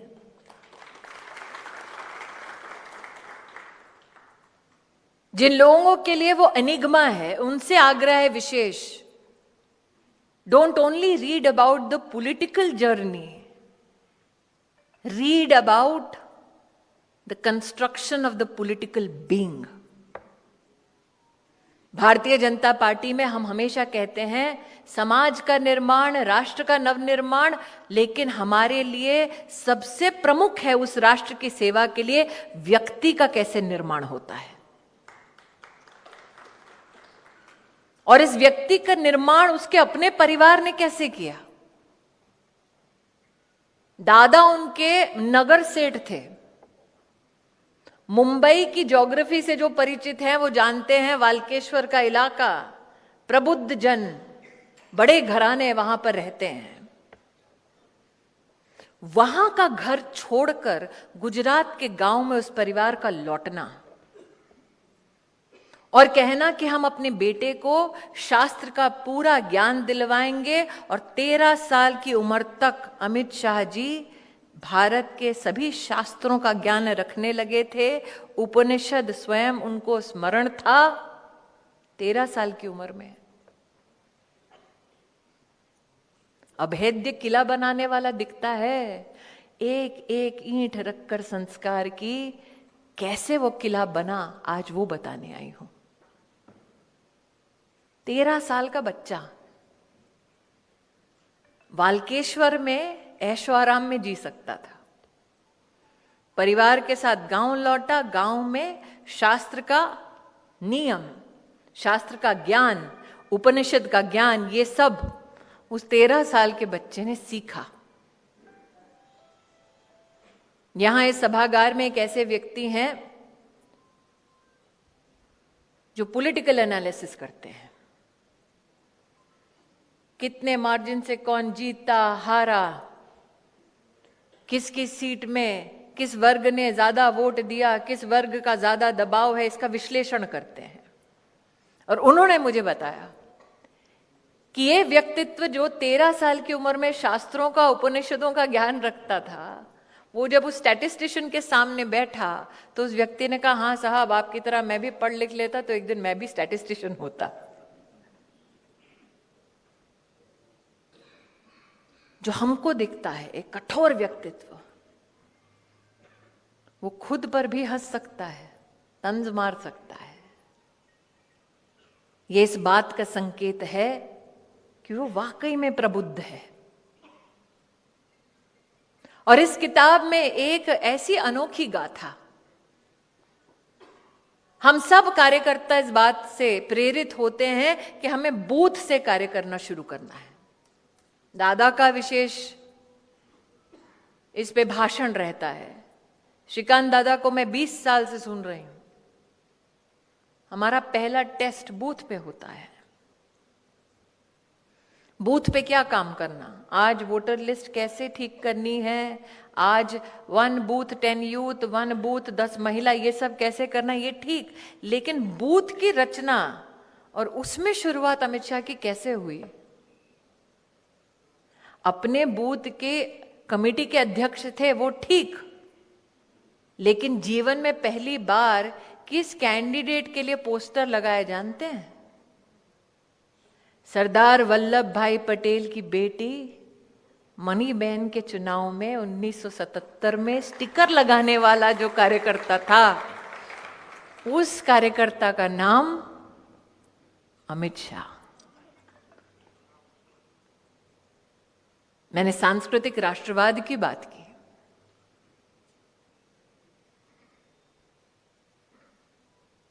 गायकवाड़ परिवार, उन्होंने गुजरात में जितने प्रिंसली स्टेट थे उसमें सुशासन कैसे करना, उसकी 19 पद्धतियां, उसके ऊपर विस्तार से चर्चा करने के लिए आमंत्रित और आग्रह किया श्री औरोबिंदो को। और श्री औरोबिंदो किसके घर पधारे? अमित शाह जी के घर पधारे।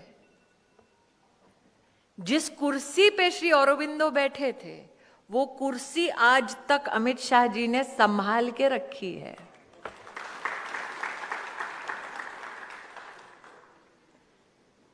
इसलिए आप इस किताब के माध्यम से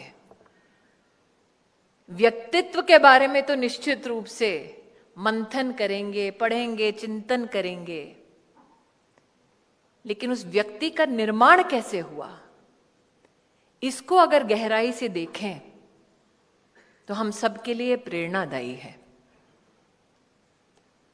दादा श्रीकांत जी, उमाताई, बापट सर, ये सभी विशिष्ट हमारे नेता कभी ना कभी तो अमित भाई से उनके घर पे मिले हैं या ऑफिस में मिले हैं।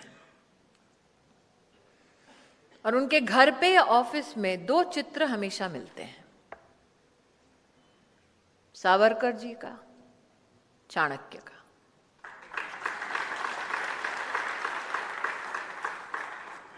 सावरकर जी जिन्होंने मात्र राष्ट्रवाद पर भाषण नहीं दिया, स्वयं को त्याग कर राष्ट्रवाद को परिभाषित किया। और जैसे कि ज्योत्सनाताई ने कहा, अनअपोलोजेटिक, कि हां मैं हिंदू हूं, वो प्रेरणा कहां से आई? लेकिन चाणक्य, लोग कहते हैं कि अमित शाह के बारे में जब कोई लेख लिखा जाता है तो कहा जाता है भारतीय जनता पार्टी का चाणक्य, कहते हैं। लेकिन क्या आप जानते हैं कि राजनीति का चाणक्य शतरंज का खिलाड़ी है? अमित शाह जी ने गुजरात में कंपल्सरीली हर स्कूल में शतरंज बच्चों को सिखाई जाए। अब शतरंज के उस चेस बोर्ड में दादा, A for Amethi, B for Baramati कब होता है ये सिर्फ अमित शाह जानते हैं। लेकिन चाणक्य की एक विशेषता क्या? भारतीय लोकतांत्रिक परंपरा, व्यवस्था कैसे निर्मित हो, यह चाणक्य का योगदान है। लेकिन चाणक्य की एक विशेषता और, स्वयं के लिए नहीं, राष्ट्र के लिए, स्वयं के लिए नहीं, चंद्रगुप्त के लिए, स्वयं द्वारा नहीं, राजा द्वारा। इसलिए आज भी जब इस होड़ में मैं राजनीतिक कार्यकर्ताओं को देखती हूं, माझा फोटो घाल घाल फेसबुकवर, ट्विटरमध्ये आला का, यूट्यूबमध्ये विचार माझी न्यूज आहे का? अमित शाह ये कभी नहीं करते। गौरव गान प्रधानमंत्री का हो, इस मंच पर कुछ लोगों ने कहा राम और लक्ष्मण की जोड़ी। मैं तो कहती हूं लक्ष्मण फिर भी राम के संग खड़े होते हैं, ये तो पीछे हैं।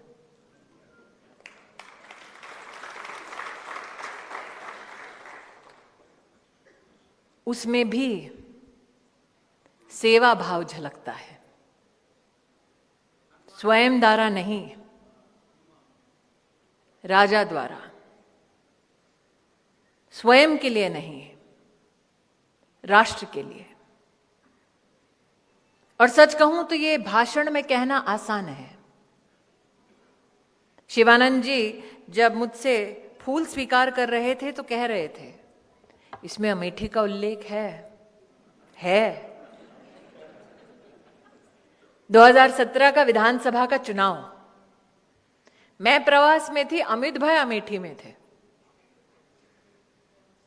फोन आता है अचानक, अरे दीदी बहुत बड़ी मुसीबत हो गई। मैंने कहा क्या हुआ? अमित भाई रात को रुकेंगे। मैंने कहा हाँ। व्यवस्था कैसे करें? यहां तो कुछ भी नहीं है। और ये सत्य है। अमेठी में जब तक भारतीय जनता पार्टी की सरकार नहीं आई, कलेक्टर का ऑफिस तक नहीं बना था। अमेठी में आज भी सर्किट हाउस निर्माणाधीन है, क्योंकि गांधी खानदान ने 50 साल में सर्किट हाउस भी नहीं बनाया था।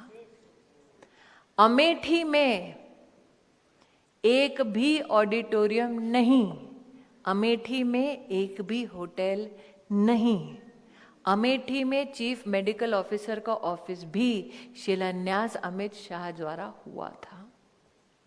उस इलाके में अमित शाह रात को रुकना चाहते थे। कार्यकर्ता कहते हम तो जमीन पे सो लेंगे, अमित शाह की व्यवस्था कहां करें? जगदीशपुर नाम का विधानसभा, कार्यकर्ता जो 40 साल से मार खा रहा था कांग्रेस पार्टी से, जहां पर संघ का स्वयंसेवक होना मतलब चौराहे पे अपनी मौत की तैयारी करना, ऐसी व्यवस्था में जो कार्यकर्ता जिया, उसका राष्ट्रीय अध्यक्ष पधारा। उसने कहा कहां रखूं? हमने कहा जो व्यवस्था है, अमित शाह जी आपसे 5 स्टार की अपेक्षा नहीं करते। एक टूटा सा फैक्ट्री यूनिट, उसमें एक टूटा सा कमरा, उस कमरे में कोई ऐसी एसी वेसी की कोई व्यवस्था नहीं, वहां अमित शाह रुके।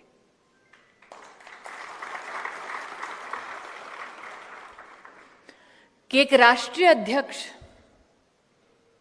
साधारण कार्यकर्ता का ये सेवा भाव स्वीकार कर साधारण परिस्थितियों में संघर्ष कर सकता है, उसका एक अप्रतिम उदाहरण मेरे क्षेत्र के कार्यकर्ताओं ने देखा।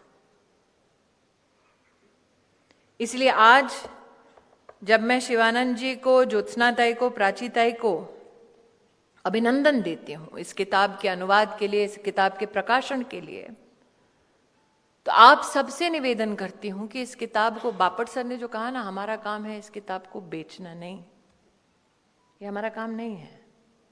मैं माफी चाहती हूं, लेकिन ये हमारा काम नहीं है, क्योंकि अमित शाह जैसा नेता और उस नेता की संगठन के प्रति निष्ठा बेची नहीं जाती, बताई जाती है।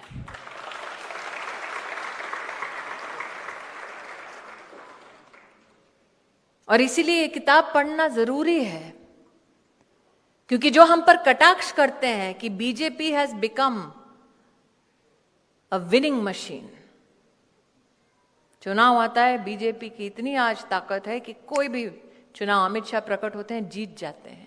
नहीं, अमित शाह ने कहा we are not a machine, we are a mission. और इस मिशन की निर्मिति में वर्षों का संघर्ष गया, बलिदान गया, कार्यकर्ता फूके। आज भी एनसीपी ने आक्रामक रूप दिखाया, लेकिन कोई ये सोच कर देखे, एनसीपी का कार्यकर्ता कभी मौत के घाट नहीं उतारा जाता, भाजपा का कार्यकर्ता टांग दिया जाता है बंगाल में। भारतीय जनता पार्टी की महिलाओं के ऊपर अभद्र टिप्पणियां होती हैं, तिरस्कार होता है, हम फिर भी आगे बढ़ते हैं संस्कार के साथ। और दादा ने जो कहा कि तिलमिलाए हैं, कि स्मृति आई है, घर में घुस के परिणाम दिखाया है, लेकिन घर में घुसे, लड़े तो लोकतांत्रिक ढांचे के आधार पर लड़े, हराया और बार बार हराते रहेंगे।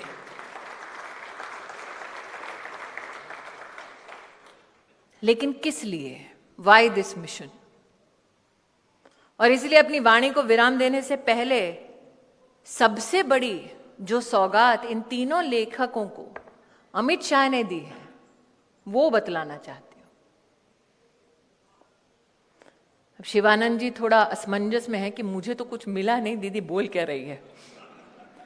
ज्योत्सनाताई के चेहरे पर भी कंफ्यूजन है,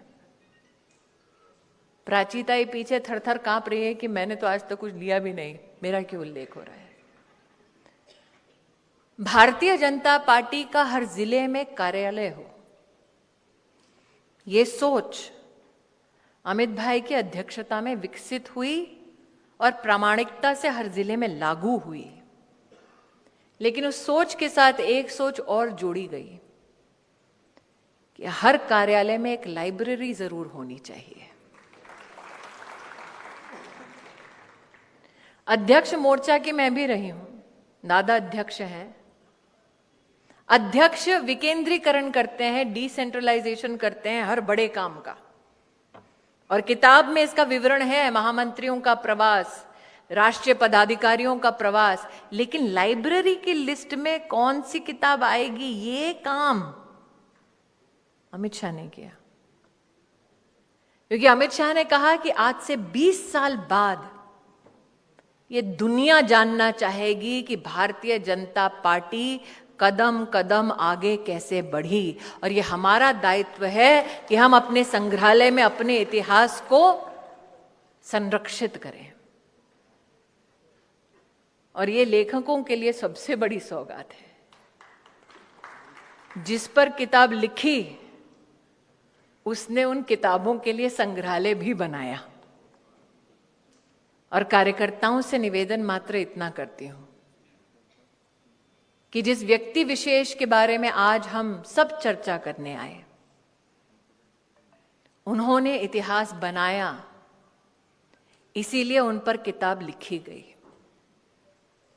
तो अगर आज प्रभु के चरणों में बुद्ध पूर्णिमा के शुभ अवसर पर मैं कोई अपने कार्यकर्ता भाई और बहनों के लिए सौगात मांगू भगवान से, तो ये कि आप सबका व्यक्तित्व ऐसा हो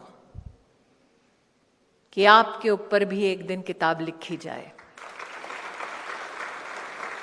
आप ऐसा इतिहास रचें कि प्रदेश के शहर के अध्यक्ष स्वयं वहां पर उपस्थित हो और आपका गौरवगान हो।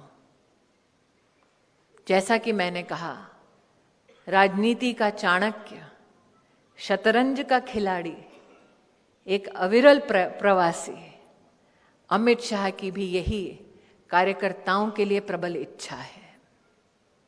इतिहास हम सबने मिलकर लिखा, रचा और आगे भी लिखते रहेंगे, रचते रहेंगे, क्योंकि यही संगठन की और राष्ट्र की दरकार है। राष्ट्र की, समाज की इस दरकार को हम सब पूरा कर सकें, उसके लिए अगर विपदा की घड़ी में प्रेरणा चाहिए तो इस किताब को जरूर पढ़ें। लेकिन अंत में इतना कहना चाहूंगी, शिवानंद जी, इस किताब में एक चीज नहीं है। 6 डिग्रीज ऑफ सेपरेशन की बात होती है। 2011 में जब मैं पहली बार राज्यसभा में गुजरात से चुनकर गई, तो उस वक्त का जमाना ऐसा था कि गुजरात के सांसद हो तो तुम्हें पानी भी कोई दिल्ली में नहीं पूछेगा। हमको घर अलॉट नहीं हुआ और सर झुकाकर व्यक्ति आया, कहा सॉरी दीदी आपको अभी घर नहीं मिल सकता। तो हमने कहा भाई रहने की कहाँ व्यवस्था हो सकती है? तो एक छोटा सा कमरा था और उस छोटे से कमरे में जाना, 3 माले चढ़ के वहां पर गुजरात भवन में व्यवस्था थी। तो कांग्रेस के एक कार्यकर्ता हंसे और बोले और बनो भाजपा के एमपी। हमने कहा ये तो ठीक है कि हम 3रे माले पे हैं, ग्राउंड फ्लोर पे अमित शाह है। 2 साल अपने प्रदेश से बाहर रखे गए, 90 दिन जेल में बैठे रहे, लेकिन अपने विचारधारा को, अपने नेता को कभी त्यागा नहीं। इसलिए संकल्प के बारे में भाषण देना आसान है, विचारधारा और नेतृत्व का बखान करना आसान है। 90 दिन उस पार्टी के लिए जेल में प्रताड़ित होना, अपनी आंखों के सामने अपनी मां को तिल तिल मरते देखना, पत्नी का डिब्बा खाने का जेल में कैसे पहुंचे, उस यातना को झेलना, वो कभी ऐसी किताब के किसी पन्ने में दिखाई नहीं देगी। लेकिन वो भी अमित शाह की एक हकीकत है। मैंने देखा है कि जिस दिन भाभी भोजन बनाने में थोड़ा कष्ट पाती, तो अगर मित्र के घर से भोजन का डिब्बा आता तो कांग्रेस पार्टी उस मित्र के घर में भी पुलिस भेजती। इसलिए अभेद्य किला बनाने वाला एक दिन में नहीं बना। कई यातनाएं झेली, कई संघर्ष किए और आज भी प्रतिबद्ध है कि जब तक राष्ट्र का निर्माण नहीं होता, ये अविरल प्रवासी रुकेगा नहीं, थमेगा नहीं, झुकेगा नहीं। अमित भाई की संगठन यात्रा अभी भी चल रही है। ये यात्रा सदैव हम सबको प्रेरणा दे, ऐसी कामना करते हुए ज्योत्सनाताई, प्राचीताई और शिवानंद जी को अभिष्ट अभिनंदन देती हूँ, अपनी वाणी को विराम देती हूँ। जय हिंद, जय भारत।